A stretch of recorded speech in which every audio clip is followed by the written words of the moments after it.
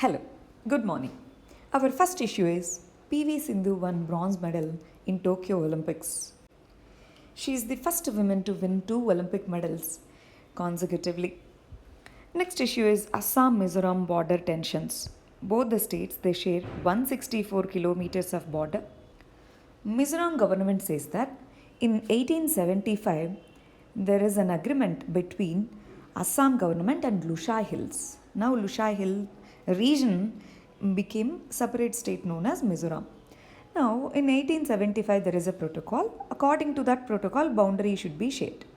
But Assam government says that in 1933 Survey of India has drawn the boundary that should be the border. This is the conflict now. Mizoram says 1875 protocol should be followed. Assam says 1833 protocol should be followed. In this context, this has led to conflict. Recently, few people died. Now, central government has come in and it said that satellite-based imaging, this should be used now, and there should be permanent border demarcation. So, government is using the technology to help out in drawing the permanent boundaries between the states. Next issue is integrated theatre commands. Now we have western border, northern border and eastern border bounded by China and Pakistan. So what if there is coherent war? What if they both combine and come for the war? We should be prepared. In this context, integrated theatre command, that means three forces, Army, Navy, Air Force, they should combinedly fight together. They should combinedly train and be prepared to fight. In this context, there is this committee called as Shatkar Committee. This committee has recommended for creation of three integrated theatre commands. Recently, under Chief of Defence Staff, it is agreed to create Eastern Command, Western Command, Maritime Theatre Command and Integrated Air Defence Command. These four commands are agreed upon. North Command, Northern Command would be created later. As of now, these are the commands, integrated commands that are going to be created. Integrated Theatre Command means unified command of tri-services under one single commander. These unified commands are not responsible to individual chiefs. They are responsible to the single commander. This will enhance the India's preparedness in case of any war or conflict. Next issue is UNSC presidency. India is elected as non-permanent member for the United Nations Security Council, and it is elected as a member from Asia Pacific countries because there are 10 non-permanent seats in United Nations Security Council. These 10 seats are allocated based on the region. So from Asia Pacific region we are elected this year. We will be member for next 2 years, that is this year and next year we will be the member. And India's policy priorities would be stable regional stability, especially in Afghanistan, Myanmar, Syria. There are conflict prone regions, so addressing the conflicts, counter terrorism, and then maritime security. Let's say South China Sea issue is maritime security. So these issues are going to be policy priorities of India. Next issue is clinical trials on Ashwagandha.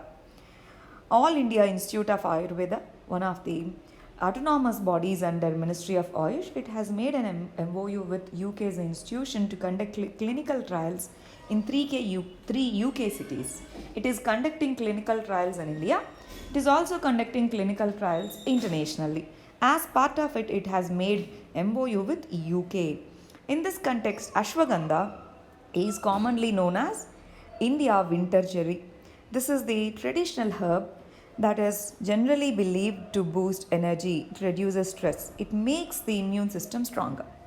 Now during COVID-19 period, this has received much attention. In this context, conducting clinical trials on Ashwagandha, it could give the scientific validity for India's traditional medicinal system.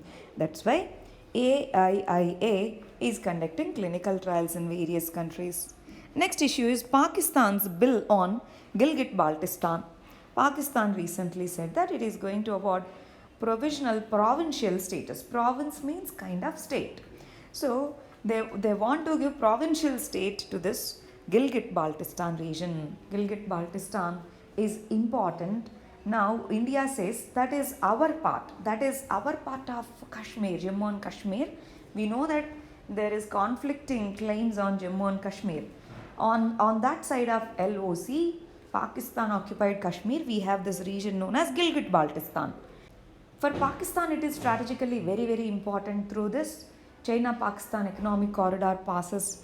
Now they want to give provincial status to this particular strategic location. India says either Pakistan's legislature or its judiciary, they don't have any locus standi in declaring it as a province. That's India's stand. Next, let us understand the editorials. First one is OBC reservation in all India quota medical seats. Central government has recently extended 27% of reservations to OBCs and 10% reservations to EWS in all India quota. That means in the state colleges, state medical colleges, providing all India quota. Let's say in Tamil Nadu, there's a medical institution. In the state of Tamil Nadu, they provide their own reservations. Now, some seats will be allocated for as all India seats. In these seats, again, central government has announced for reservation. 27% for OBCs, 10% for EWS. This kind of reservation is provided after the Supreme Court's judgment. All India quota was introduced in 1986. This comprises 15% of total undergraduate medical seats and 50% of postgraduate seats. Though these are state institutions, they have to surrender these seats to central government. These central pool of seats, in these seats, these reservations are provided. Next issue is Tokyo Olympics and gold. As of now, in Tokyo 2020, we have not got any gold medal. We achieved a silver medal by weightlifter Mirabai Chanu and boxer Lavlina. She is qualified for semi-finals in the weightlifting. So bronze medal is assured. PV Sindhu won bronze in badminton. India is the second most populous country, but total medal tally, we participated in Olympics in 1900. From that year onwards, we are having single digit tally in the Olympics, or sometimes very, very less number of medals in Olympics. In this context, sport culture that needs to be encouraged in India. Next issue is space and nuclear technology race. Recently, Jeff Bezos, through Blue Origin, ventured into space and then recently tested the mission New Shepard successfully. Bill Gates announced Terra Power. It's a nuclear reactor company. They are making nuclear reactor. But then nuclear technology has been questioned after Fukushima Daiichi incident in 2011. This is a place in Japan. Nuclear accident has happened that has led to huge environmental and safety concerns. So overall, nuclear technology has concerns of safety and proliferation. What if the plutonium enrichment nuclear reactor is used for making the atomic bomb? So these concerns are there. The concerns like these needs to be addressed. Next issue is India's economic situation. IMF and other international organizations, they say that rebounding of economy has many problems. One, we have less demand. Two, high inflation is existing in India. Three, interest rates are higher. So RBI has twin goals. One to maintain the price stability, to control the inflation, to promote growth. So it gives preference to price stability. In this context, keeping higher interest rates reduces the inflation, but it affects the growth. So interest rate dynamic is one, and there's growing NPA which can compromise the investment capacity of India. In this context, Indian economy is in a vicious cycle of low growth plus higher inflation.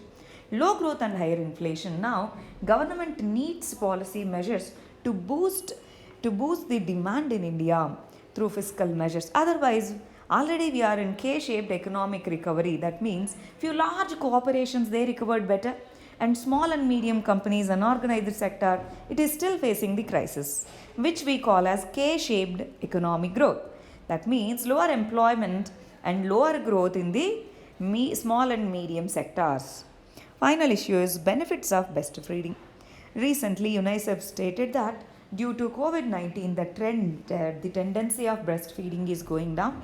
But breastfeeding is most effective ways to protect both maternal and child health. It promotes healthy growth and it provides for optimal development in the early childhood. It enhances the immunity of the child. And breastfeeding is required within 1 hour of the birth, and breastfeed needs to be done exclusively for the first 6 months, after that for the next 2 years too.